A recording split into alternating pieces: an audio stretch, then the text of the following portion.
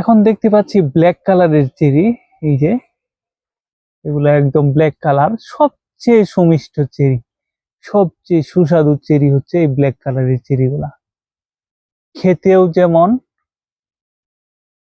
আর টেস্টও সেই রকম। দেখতেই পাচ্ছি চেরিগুলো চমৎকার, চারদিকে শুধু চেরি।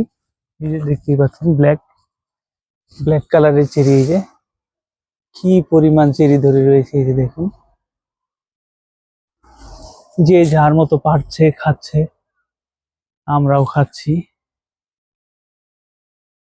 জুন মাসের মাঝামাঝি, অর্থাৎ চেরি ফলের মৌসুম শুরু হয়ে গিয়েছে জাপানে। এখন এভাবে চারদিকে শুধু চেরি ফল ধরে রয়েছে।